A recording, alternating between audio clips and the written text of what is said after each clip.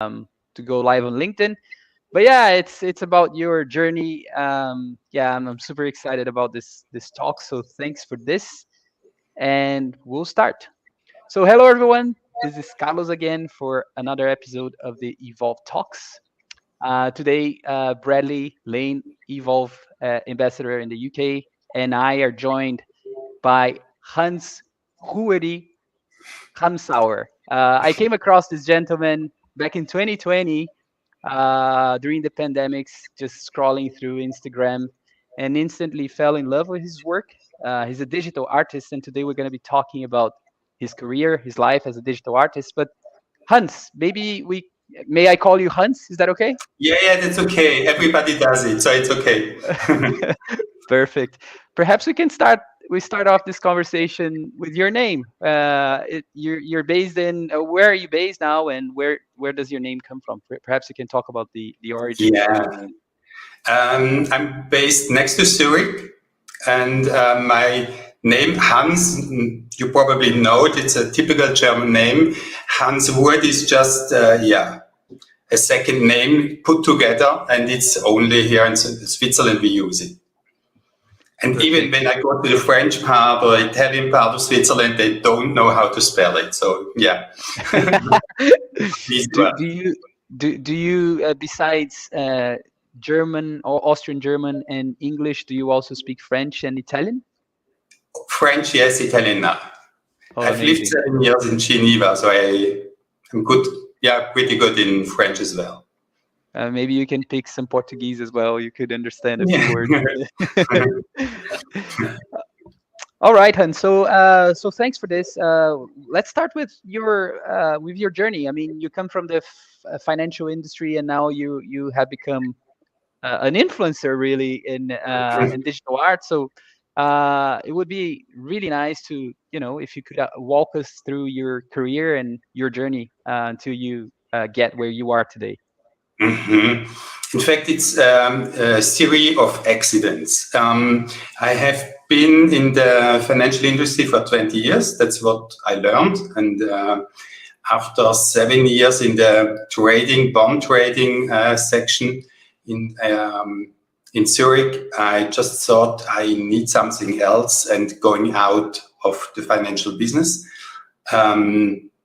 And I didn't have any plan what to do afterwards. I just was sure that I want to do something else. But yeah, I just quit the job. I had some money on the side, so to really have the time to go around and look what I could be interested in. And after several tries, I started with web design. I learned it by YouTube videos and started then with friends. I put together websites for friends and colleagues, but the problem was that I don't had a network. So where do you get clients when you don't have a network? And your network are all people who are employed. They don't need websites. So I had too much time at this point, and that's why I thought I could learn Photoshop to make a difference to other web designers. But how do you learn something when you don't have orders? So I challenged myself and I said, I'm going to put every day for 1 year an image on Instagram. So I started with Instagram at that moment as well. I took photos from platforms like Unsplash and Pexels and so on. And that's just how everything started. And I never had the idea of creating art or something. It was just learning Photoshop. But people liked what I did. Yeah, it's amazing. But I mean, I still would like to explore that path of yours. Do you have artists in your family? I mean, you come from the finance industry and you start Yeah. experimenting with Photoshop, and then Mhm. all of a sudden you're experimenting with this like maybe surrealistic images, if you like, Mhm. or very crazy in a beautiful way. Like there's Mhm. a giraffe and Mhm. and the things like that that you experiment with, and then you were playing with Instagram for 1 year. and what's that journey like? Because the reason why I'm asking you this is that I work with, founders to have them exposing themselves on social media, and Hmm. initially people are very hesitant about that, like about exposing their thoughts and exposing their personal brand. And I mean, what was that like for you, like to expose your work, maybe when it wasn't, if you allow me saying that, so good, and it has become amazing now, right? So Hmm. Hmm. what was that like for you? In fact, nobody knew that I was on Instagram, so I didn't have any problem. That I mean, who could see it in the first time? So, and just to go back, there are no artists in my family. I've never studied anything, not design, not art. I was bad in school for everything that was in this direction. I was good in languages, I was good in math, but not in art. So where this came from, I have no clue. So it was strange for me that people called me artist, because how? I mean, yeah, I never had. I just did what I liked, but no idea that this could be something special. And then it started by reposts, that art accounts started to repost my images, and that's how I got some followers. And so I understood that it's probably not that bad. Hmm. It's really nice. Yeah, yeah. So it was, everything was by accident, and by using hashtags. I mean, I looked what other people did, other digital artists used to as hashtags, and that's what I did as well. And Photoshop started to see what I'm doing, and they made a repost, and overnight I had. 2 or 3 thousand more followers. So I started from 300s to a couple of thousands overnight. And that's how everything started. So I understood that it must be, yeah, pretty good then. But, and it was through the comments and through the reposts, I understood as well that what people like, what is special, what I'm doing, and what is not. So, what you say about Inception, that's the thing that people really like the most. I had some normal Photoshop works as well, but that, yeah, didn't had any feedback. But the Inception style, yeah, that was the thing that went, yeah, through the roof then. Hmm. Hmm. And you call it digital art. Is that a common name in the industry? How people you know categorize that sort of art, or is it a term that you came up with? Yeah, I just didn't know what I could call myself else than digital artist. It's just, yeah. And Uh, I saw some blog posts about my art, and they called me the digital artist, so I'm digital artist. So I would never call myself this way when not other did this before me. So because, mhm. yeah, how could I? I mean, with no, uh, yeah, studies or anything. I find it fascinating, Hans. I mean, first off, for the real power that there is in social media. I always say that social media, it topples governments. Like, so it is a very impressive and important tool. Like Bradley and I, we met over LinkedIn first 5 years ago, like Hmm. just exchanging LinkedIn messages. And I have never seen Bradley in person, which is, it sounds weird, but I mean, I think after the pandemics, we got accustomed to that, right? Hmm. It's like it's sort of normalcy nowadays. But social media has, I mean, this sort of power, and we're talking now because I saw you on LinkedIn or on Instagram, pardon, and then we spoke a few times on LinkedIn, and here we are. And so Hmm. I'm still very curious to. I'm sorry, Bradley. Go ahead. I'll keep my question. No. No, it's fine. I was going to say, Hans, where do you get your inspiration from? So, particularly in the early days, where you were saying you were posting once a day on IG, on Instagram. Where would your influences come from? Your idea? Yeah, in fact, I don't really remember how it started, the first steps, but I think it just through hashtags. So, made with Photoshop or digital art, and find other people I like. So, looking for some pros in the section I admire. And that's how I came up with some ideas. So I think when you start with something, the best thing to do is to copy someone, not one to one, but to copy the concept. I think that's more than okay. I mean, everybody starts this way.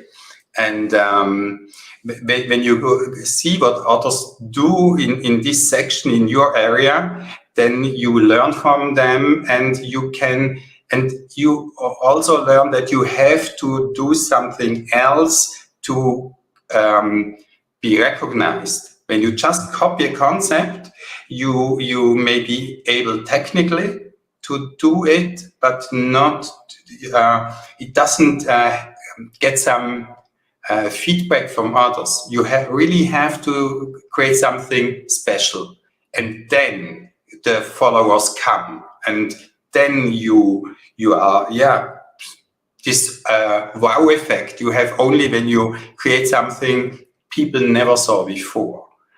And that's all I learned from this journey, really fast, in fact. Yeah, Instagram is fascinating, isn't it, as a platform, and the engagement it delivers now for everybody. I share a love for your work as well. I think for me it was the giraffe as well. So literally, I was looking at some visuals that Carlos shared, I think from your session, or a similar presentation you did yesterday, and straight away I was like, oh yes, I've seen your work on. Okay.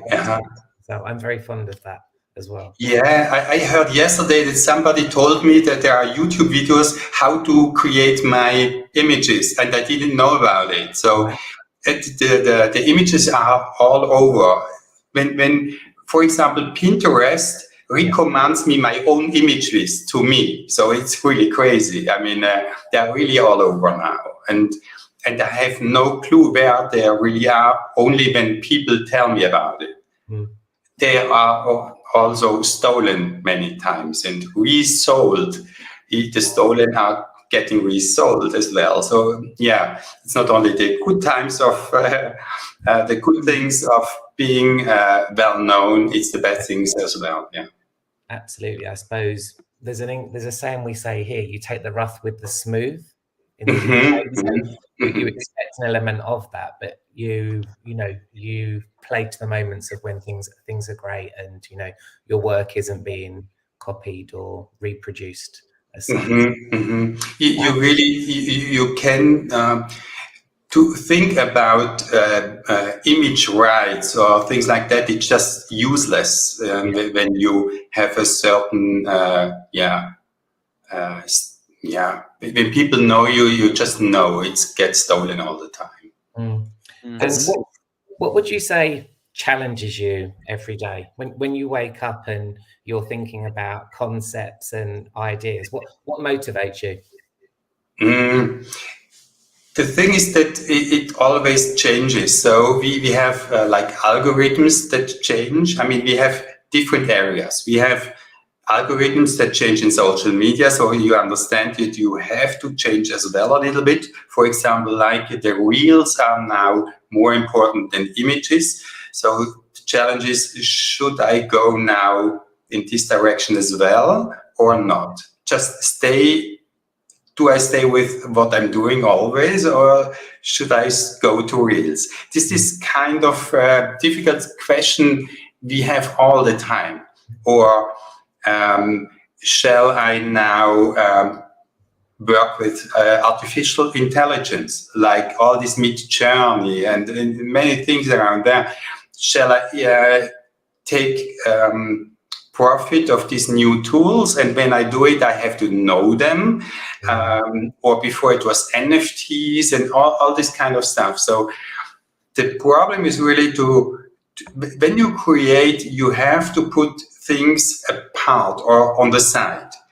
And on the same time, you have to be new again. You have to reinvent yourself every time. And that's the most complex thing. At the first time, it was easy. You have always something new. I could do this and that. But there you come to a moment that you think you have done everything you would like to do. And then it gets complicated. And in the, let's say, the first 2 years, I always saw something that inspired me. And now there is not so much. I could say I would like to do it as well. So to say what inspires me is really difficult at this point, because I'm now more learning new things and try to integrate it in one way or another in my work. But inspiration is, it's getting difficult with the new systems now. Understood. Thank you. That's great. You're welcome. Yeah. I wanted to ask you about a little bit about that path, Hans. I mean, from starting something, you were just experimenting, then social media goes nuts, they go crazy, everybody loves your work, and then all of a sudden, not like this, but you start also collaborating with corporations now. We can see that on your website and so on. So I'm interested about the business model, like, and you come from an industry where there's lots of money. You were a trader, if I'm not mistaken, so you understand about money. And then you go to an industry where there's many artists that they complain about. Art in itself, sometimes it can be a challenge to make money. That's what we hear a lot. So perhaps you can tell us a little bit about your journey from not being known to starting an actual business now, having a business model as an artist. Working with corporates, and also I wanted to ask you about NFTs, because I have a friend who's listening to this podcast, and his son is also an artist, and I would love to facilitate an introduction there afterwards, because I think you guys can talk about it. But about NFTs and how that space works. But let's start with the first one, if that's okay. Yeah, sure. So about brands then, or you Yes, about collaborating with brands, and how that did come about, how that did happen. It was just I got a mail from Hyundai Genesis. So Genesis is part of Hyundai, and they asked me if I have a manager and if I have somebody who's taking care of what I'm doing. And I said, no, there is nobody. The first contact I had with the client was a big brand. It was not the local business on the other side of the street. It was Hyundai. So what are you going to answer then? So, okay, how much money you need for this job and all these kind of things. There was a contract of 20 pages.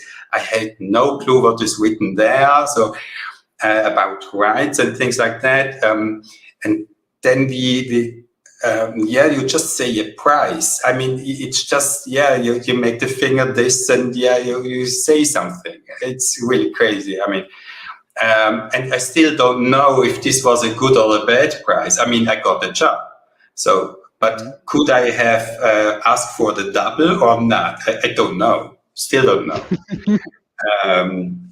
But the funny thing about it was that the first time I had this call with Hyundai, a call like we have now, was the first time I had a call ever in my life on the screen. So, and and in fact, it didn't work out. So my computer crashed 5 minutes before. And on the other side was the design of this car. And I mean, it's the first order you have from a big brand, your computer it was really strange. And then I just took my smartphone and I tried to talk through the smartphone with the screen. I didn't see the slides he had, and everything went wrong, and I got the job. So I think, in fact, when you can't do that much about it. I mean, when there is a time you should get the job, you will go get the job. So don't be afraid of getting what you are supposed to. That's a bit my messages to others who are afraid of doing something wrong. It's not about doing something wrong. Just do it and see what you get for it. And when it's time for you, you will get the job. I mean, it's not, don't think too much about it. And in fact, after I had this job for Genesis, others saw that I got this job.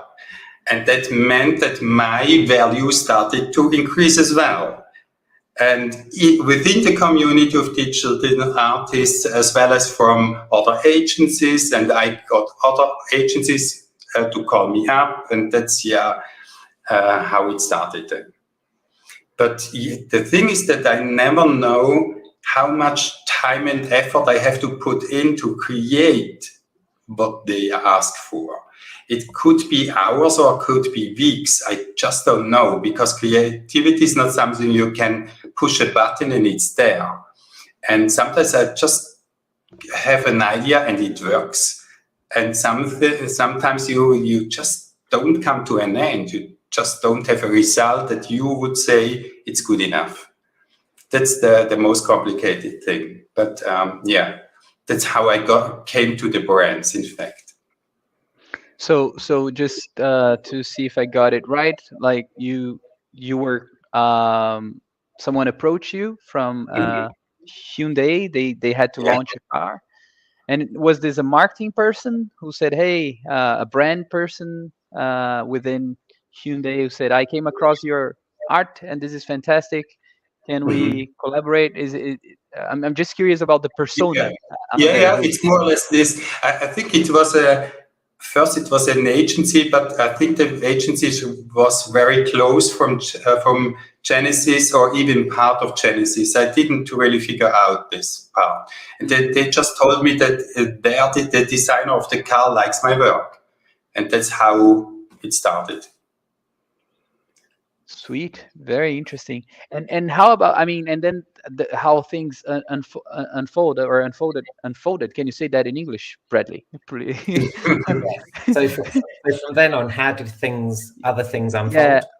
Yeah, exactly. How other things unfold, like from starting with this one brand and then the others. I mean, it's because it's all community, right? That's what I believe. Like, people know each other. So once one person saw that you were working with Hyundai, they are connected, and then they say, "Hey, how about you come and work with us as well?" But then, what's that like? They ask you to create something new from scratch, from zero. Yes. Yeah. Got it. Yeah. But in fact, what I have to say first is that I worked for influencer before, and I think that was important to get better known within the industry. And I had some American influencers many of them are in LA, and they work together as well. And one of them asked me if he can collaborate, and I didn't understand what he means by collaborate. But collaboration means that he gives the name and I do the work. That is collaboration. So he's famous, I'm not. So I work for nothing for him, and he is gonna write my name under his post. That's the business or the deal. And I did it a couple of times, and other influencers saw this, and bigger influencers saw this. They came as well. Can we collaborate? So I made a couple of collaborations for free, but just to get better known within the industry. And I think the deal with Hyundai came out of this collapse. I don't know. I have no clue where they saw me, but I think it was this, due to them, in fact. Amazing. One of our ambassadors at Evolve, you still don't know him, Bradley, but he's a Brazilian guy.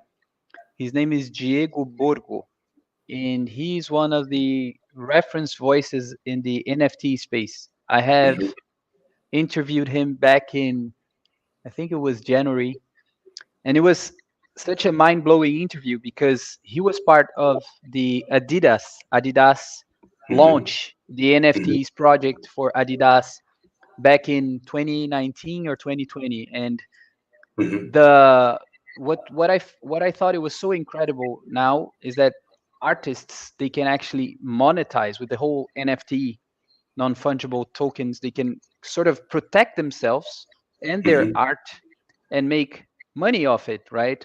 It's kind of mhm. like a whole infrastructure that is being created, that brands are, according to what Diogo told me, brands are now seeing the value and paying what you're worth. So not using your art only one time. And I'm curious to know about your experience in the NFT space because it's a community. If you don't know Jogo, I would be happy to introduce you. I mean, he's got a big voice. You can check him up on LinkedIn afterwards. Mhm. But I'm curious to hear from you. What's the NFT space like in your experience? Because I'm sure there are so many communities there about NFT and yeah, NFTs. And yeah, I had an agency who called me up if I'm interested in going, just minting my images as NFTs. And at this Hmm. moment, I had no clue what NFTs are. And it was, I think it was in the beginning of 2020, probably. And but when you want to go into this section, you have to know about cryptocurrencies, about wallets, about really many things, and I had no clue about it.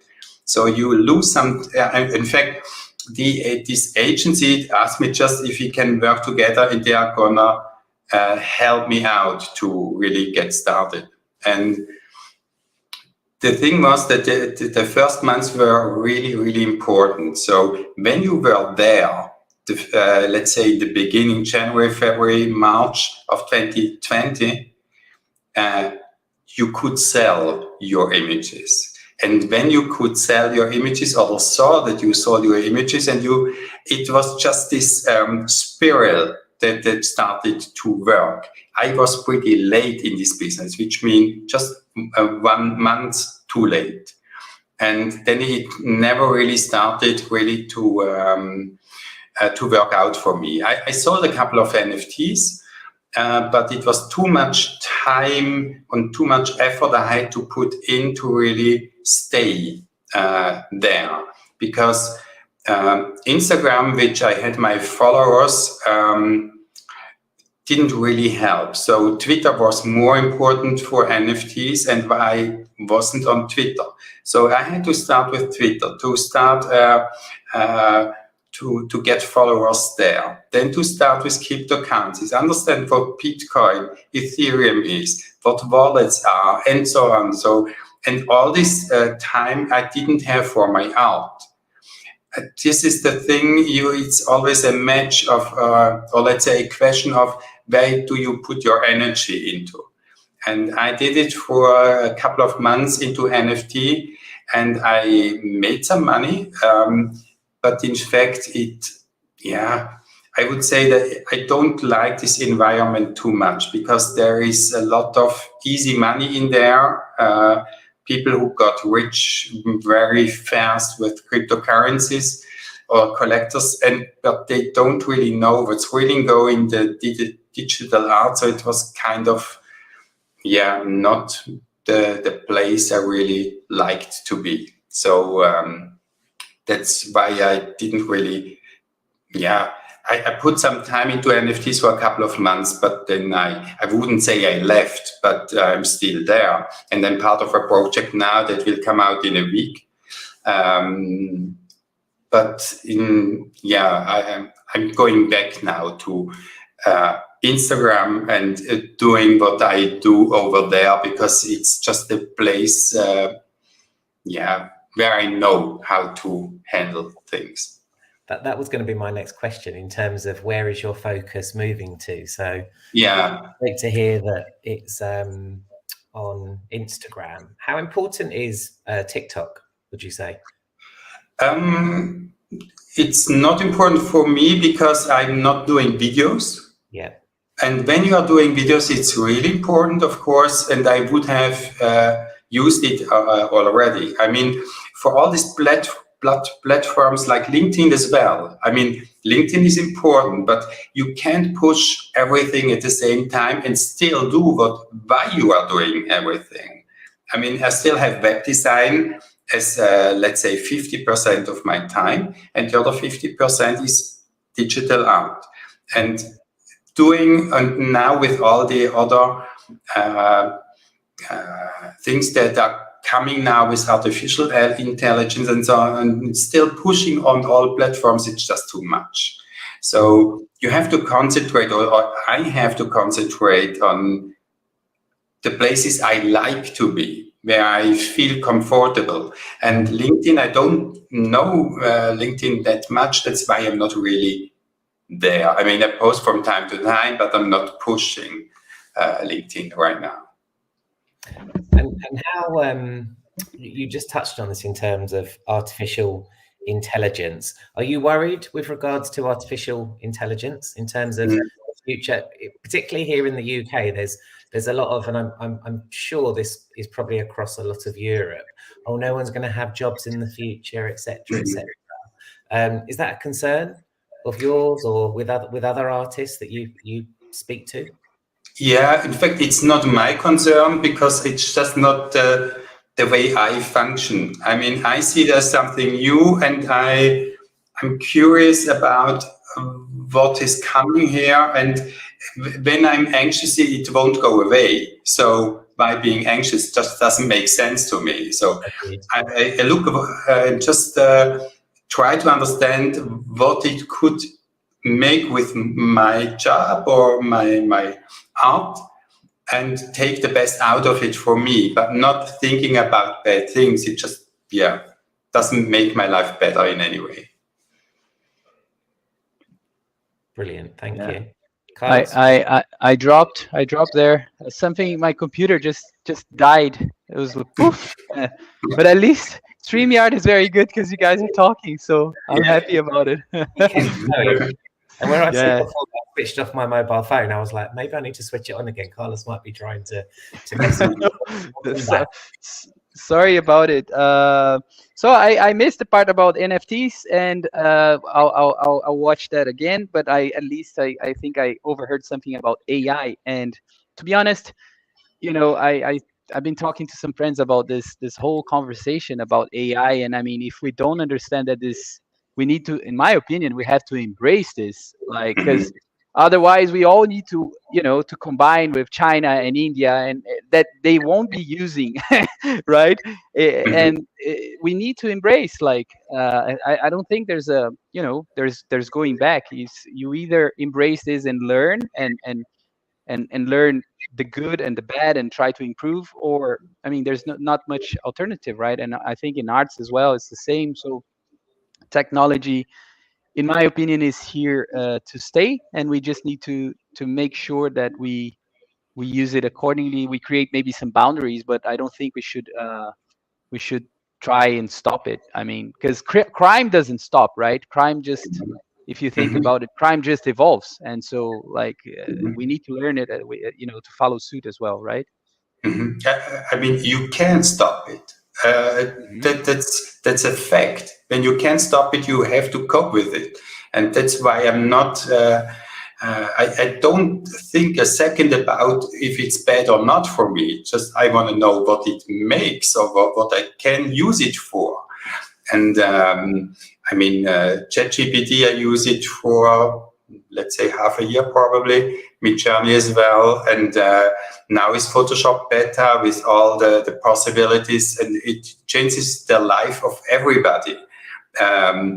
For designers, probably more than for others, but I would say there's no job is not influenced by this new technology.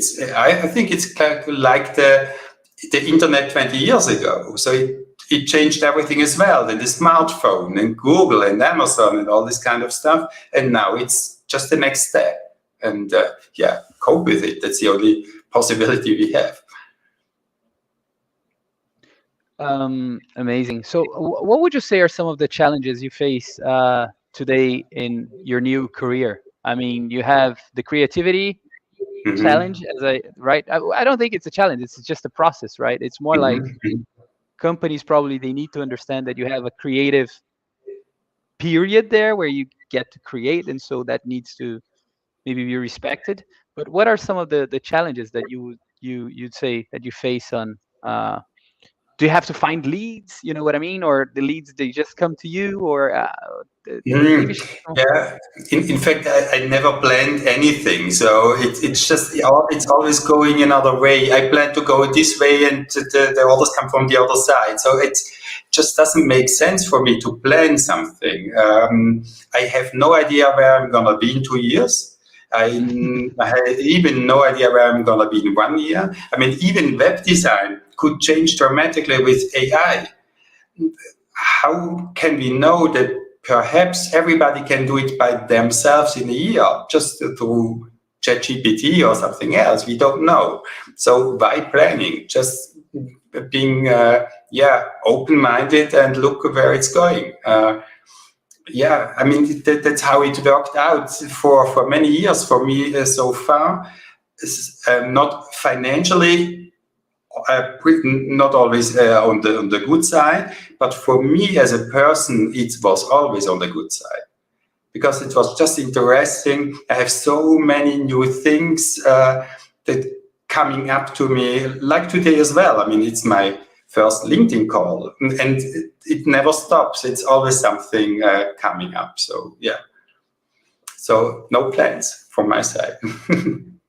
Oh, that's nice. But you're also very, I'd say, open-minded. I think that helps a lot, right? So you were very, very kind. And the first time we exchanged a few messages on Instagram, you were super cool and relaxed about it. So I think that helps. It's probably part of your personality and how you are as a person, right? So that helps. I mean, I think life and the universe maybe just conspires when you're like that. Yeah, I mean, it might be that I'm not 20 or 30 years anymore, so it probably age might help as well to see. Okay, I mean, life doesn't stop. I mean, when you have bad times, good times will come as well. So probably that might be the favor for me as well. Yeah. Amazing. But I have to be open-minded, because all the people I work with are 20 years younger than myself. So it's that's the other side. Hans, I would ask you then, what if you had to compare industries, like you're in a creative industry today, and you've been in the trenches of trading, right? So what differs? What are the main differences there and those worlds? In fact, when I was there, it was creative as well, but it's not anymore. It's now you have to fill in contracts all the time. Even before talking to a client, you let them fill papers and things and contracts. So it's nothing open-minded anymore. It was before. At the good old times, it was pretty nice there, because I saw the Nasdaq exploding and all these kind of things, like Amazon who started, Google started, and this was an amazing time. And now we have this time again, but on other sides.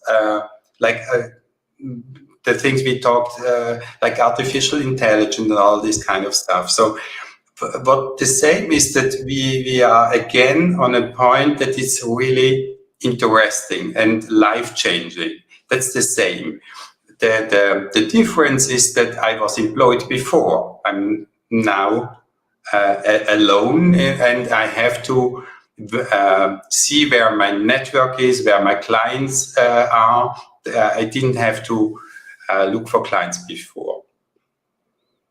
It's super interesting. And do you have now, or but because apparently the clients, they also come to you? That was my question at some point, right? Like you got a name, your name got out there, and so you know, your name got out there with Hyundai, and then people, your name got out in the market. But also, do you keep the relationships? What's your process with the relationship part with your clients? What's that like? Yeah, the local clients, they stay. But it's more the web design part of my business. But the other clients go away. They are here for one time and they go away. So sorry. That's all right. Okay. I have to stop it. Just a second.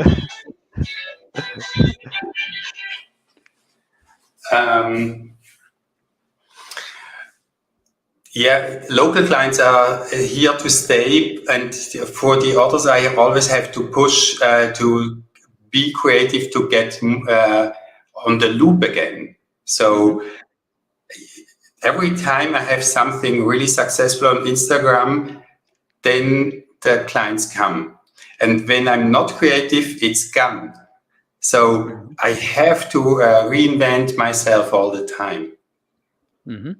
But there is no stable basis on clients or on the side of international clients. Got you. Have you ever considered mentoring people, like to just mentoring maybe new comer artists, like upcoming talent that would be interested in doing what you're doing? Because I think there's a space there in terms of mentoring. And in fact, there are probably different parts of mentoring, like Photoshop mentoring could be a part, artist mentoring could be a part, Instagram social media mentoring could be a part, and I think it will be just something that will come to me. So I'm not trying to decide, because always when I try to push myself, it never worked out. So when I go to a client who I think should be interested in my art, it never worked out. Got it. So I'm just not pushing. I try to just be creative and just wait for what's coming. Yeah, I think that makes sense. How I started mentoring, it was during the pandemics, and I have this LinkedIn knowledge, but I wanted to validate my thesis and my theory. So I said, okay, I'm offering free mentoring. These are the topics. Just show up if you want. And then I had 20 people showing up, and and it was free of charge. Each session took like 90 minutes.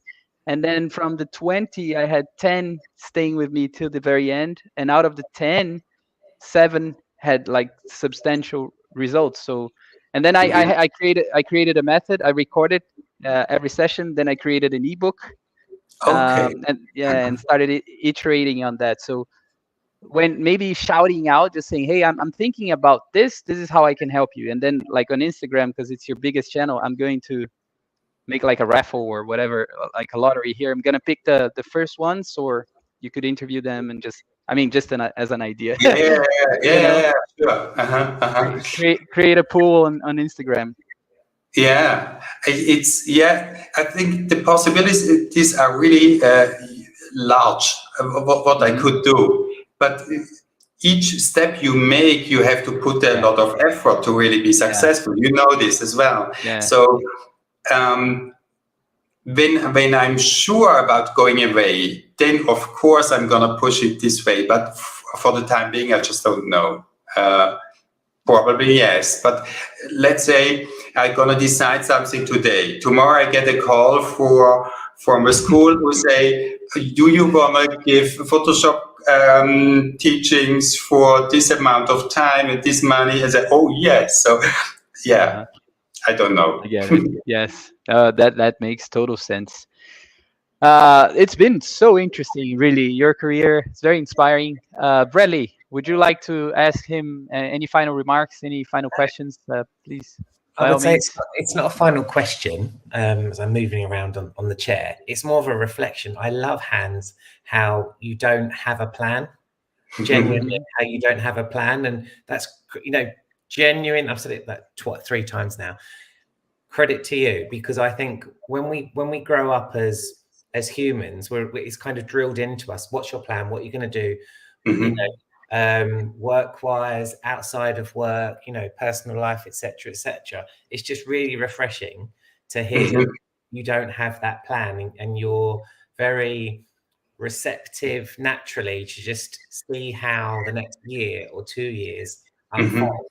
And then when you do something, I found that really interesting, whereby, okay, that might not be successful. However, somebody might knock on your door and say, "I'd love you to collaborate with me and do this piece of work." No, it's been great meeting you this afternoon. So thank you. Thank you. Yeah, I think I believe very much in destiny. So it comes to you what has to come to you. So that's, yeah, Yeah, just, yeah, do what you like to do and then wait for what's coming. But it's always also push in the things you want to know. I mean, it's not waiting and doing nothing. It's Mhm. uh, not looking for clients or pushing too much this way, but being creative and evolve in your creativity. So I was pushing a lot when I told myself to create every day for 1 year. I mean, this was a huge effort in at that time, or understanding NFTs was a huge effort. So you have to put a huge effort in everything you do, but not in an anxious way. Just, yeah, and always being open for things that could cross your way. Yeah. great stuff. Thank you. Yeah. Fantastic. Hans, thank you so much for this. Thank you so much for your time.